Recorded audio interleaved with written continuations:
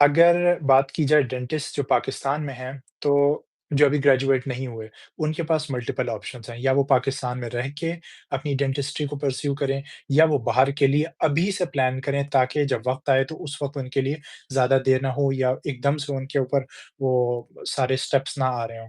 तो जो पाकिस्तान में रह के करना चाहते हैं, वो तो ये है कि अगर वो ग्रेजुएट कर लें तो वो जनरल डेंटिस्ट्री में जा सकते हैं। वो अपना काम बआसानी शुरू कर सकते हैं, प्रैक्टिस खोल सकते हैं, उसमें अपने वो पेशेंट्स देख सकते हैं या किसी और की प्रैक्टिस को जॉइन करके they can work as a general dentist.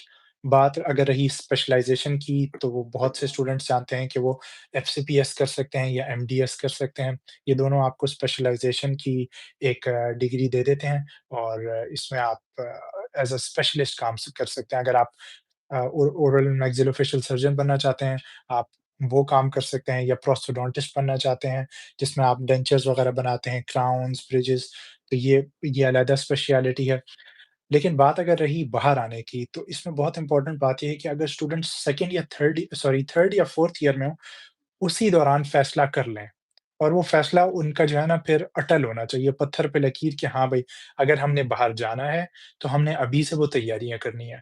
तो उसमें सबसे पहले स्टेप आ जाता है आपका इंग्लिश लैंग्वेज प्रोफिशिएंसी टेस्ट। आप उस पे वर्क करें, अगर आपको लगता है कि आपकी इंग्लिश वीक है, आपकी कम्युनिकेशन इतनी स्ट्रॉन्ग नहीं है, तो टेक कोर्सेज़। यूट्यूब पे एम्पल आपका जो है ना कोर्स और मटीरियल पड़ा है, तो आप उससे तैयारी कर सकते हैं।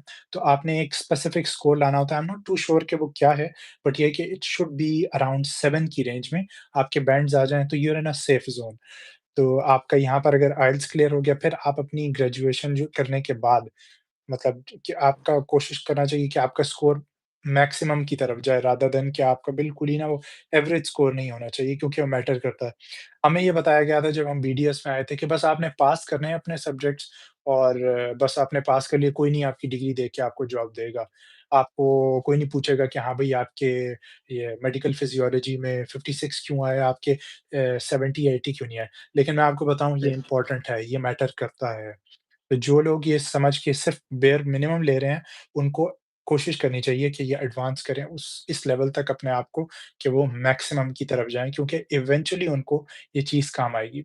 और अगर ना भी काम आए ना इस कोर्स तो नॉलेज तो एक ऐसी चीज़ है ना कि इसकी कोई वैल्यू आप नहीं लगा सकते। अभी भी मैं इतनी चीज़ें जो मैंने फर्स्ट ईयर और सेकंड ईयर में सीखी थी, वो मैं अपने पेपर ए और पेपर बी के लिए तैयारी कर रहा था और मैं सोच रहा था कि अगर मैंने इनको पक्का रखा होता याद या मैं रिवाइज़ करता रहता, तो अभी मुझे इतनी तकलीफ़ ना उठानी पड़ती उसको याद करने के लिए। तो बहरहाल बात आती है फिर आपकी आइल्स एक बार हो गया, फिर आपकी ग्रेजुएशन का स्कोर हो गया, फिर आपने देखना है कि आपने किस कंट्री का इंतख़ाब करना है। अगर आप जा रहे हैं अमेरिका, कनाडा, ऑस्ट्रेलिया, इनके एग्ज़ाम्स डिफरेंट हैं, इनका रूट डिफरेंट है और हुँ, इनका चैलेंज लेवल या कह लें ना कि difficulty level is way more as compared to UK. UK अच्छा। में जी, इस वक़्त अगर मैं कहूँ ना कि यूरोप और गिर्दो-नवाह में जो सबसे आसान और सबसे डूएबल एग्ज़ाम है ना, तो वो ओआरई है। क्योंकि इंग्लिश लैंग्वेज है और वो हमें बहुत ज़्यादा उस पे करना नहीं पड़ता, ज़ोर नहीं लगाना पड़ता। अब जिस तरह जर्मन है, अगर जर्मनी में कोई डेंटिस्ट्री प्रैक्टिस करना चाहे, तो ऑफ़ कोर्स उनको जर्मन लैंग्वेज पे कमांड हासिल होनी चाहिए। यूके में ये है कि आप अपनी लैंग्वेज को पॉलिश करें, आएँ और इनका एग्ज़ाम दे दें। सिर्फ़ इश्यू इनका ये होता है यूके वालों का, इनका एग्ज़ाम कहलाता है ओआरई, ओवरसीज़ रजिस्ट्रेशन एग्ज़ाम, जो कि मैं भी दे रहा हूँ। पार्ट 1 और पार्ट 2 होता है। पार्ट 1 है थ्योरेटिकल, पार्ट 2 है प्रैक्टिकल। तो आपको सिर्फ़ प्रॉब्लम आती है यहाँ पर सीट मिलने में, सीट एक्वायर करना यहाँ सबसे मुश्किल काम है। पार्ट 1 में 600 सीटें होती हैं, साल में 3 बार एग्ज़ाम होता है। तो अगर आप लकी इनफ हुए कि आपका नाम उन 600 लोगों में आ गया, तो आप एग्ज़ाम दे सकते हैं। नहीं तो आप मेरी तरह साल, डेढ़ साल वेट करेंगे और उस दौरान आपको अपना निज़ाम चलाना है, आपने कोई जॉब करनी है, ताकि आप अपने ग्रोसरीज़, अपने एक्सपेंसेस को मेंटेन करते